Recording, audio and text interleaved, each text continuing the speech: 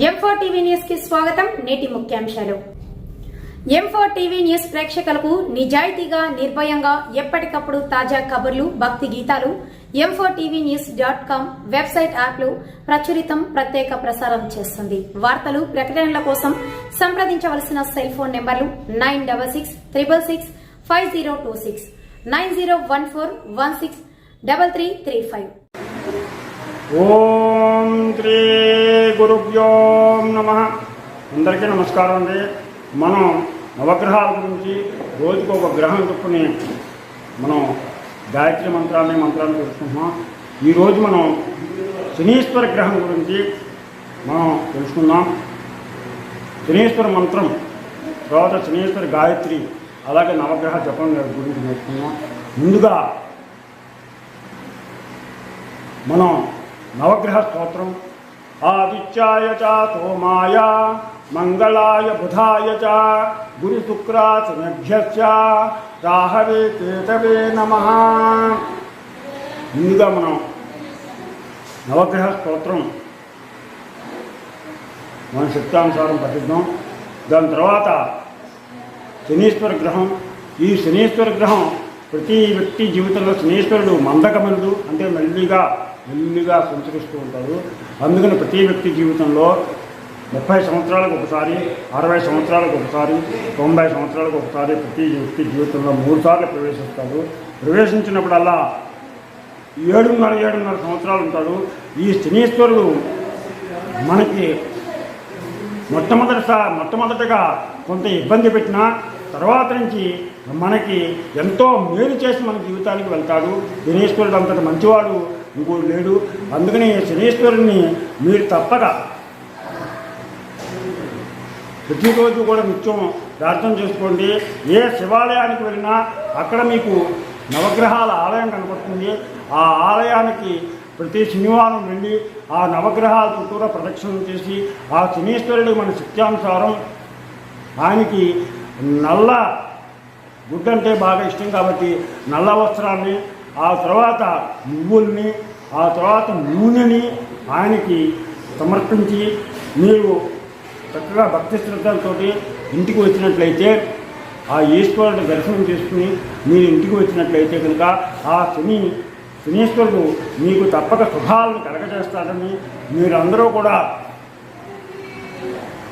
ఆ శనీశ్వరుని కృపకు పాత్రులవుతారని, ఆయన మనకి కొంచెం ముందు ఇబ్బందికరంగా ఉన్న తర్వాత వెళ్ళిపోయేప్పుడు జీవితంలో చాలా మంచి చేసి వెళ్తారు. చాలామంది రావాలని కోరుకుంటారు. వచ్చిన దగ్గర నుంచి చాలా మంచి చేసి మన జీవితంలో చాలా మార్పులు వస్తాయి, మంచి చేసి వెళ్తాడు.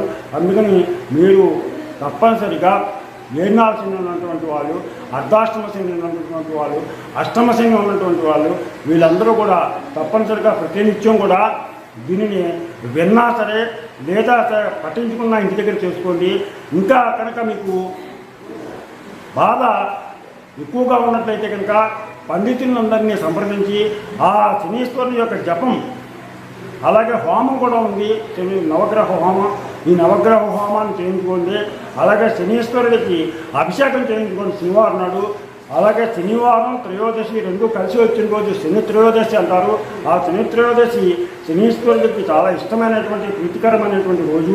అందుకని ఆ రోజుని చక్కగా తైలాభిషేకం చేయించుకోండి. లేదా మీరు చేయించుకునే శక్తి లేకపోతే కనీసం నూనెని తీసుకెళ్ళి, నల్ల వస్త్రాన్ని తీసుకెళ్ళి ఆయనకి సమర్పించి ఆ నూనె ఆయనకి పోసి ఇంత బెల్లం ముక్క నైవేద్యంగా పెట్టి మీరు దండం పెట్టుకుని రండి. మీకు అన్ని శుభాలే కలుగుతాయి. ఇప్పుడు మనం శనిగ్రహ స్తోత్రం తెలుసుకుందాం.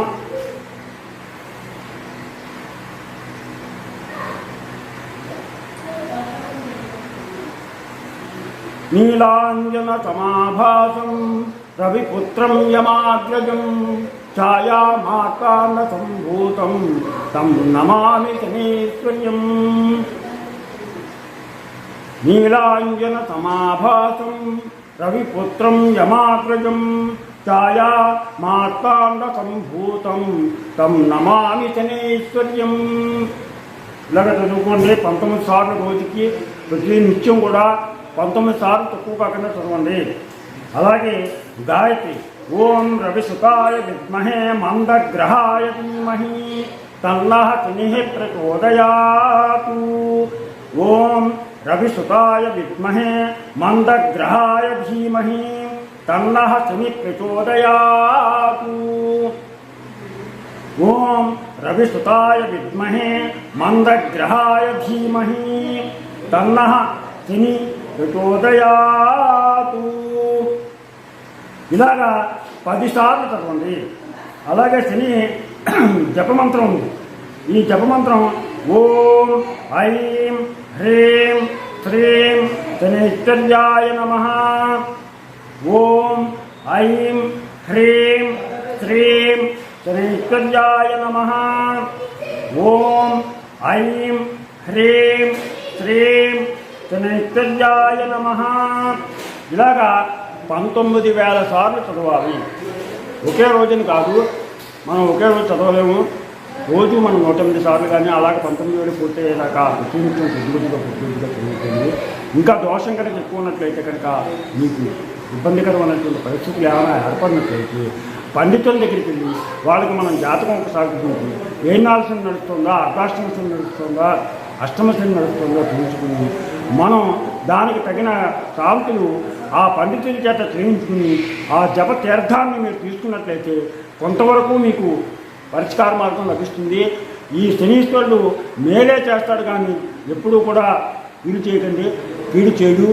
మనకి పూర్వజన్మ సుకృతం ప్రకారం మనం అనుభవించవలసినటువంటి కర్మలు అనుభవించాలి. కాబట్టి మొట్టమొదట కొంత తీవ్ర ఇబ్బందులు పడినా తర్వాత జీవితంలో చక్కటి సుఖశాంతులు పొందుతాం. మీరందరూ కూడా ఈ నవగ్రహాల వలన ఈ స్తోత్రం పఠించడం వలన మంచి సుఖశాంతులతోటి మీ కుటుంబం ఆయురారోగ్య ఐశ్వర్యాలతోటి అష్టైశ్వర్యాలతోటి ఆయుర్దాయంతో సుఖభోగభాగ్యాలతోటి వర్ధిల్లాలని కోరుకుంటూ మీకు నా ఛానల్ కనుక నచ్చినట్లయితే సబ్స్క్రైబ్ చేయమని కోరుతూ రాబాగ వెంకట ప్రభాకర్.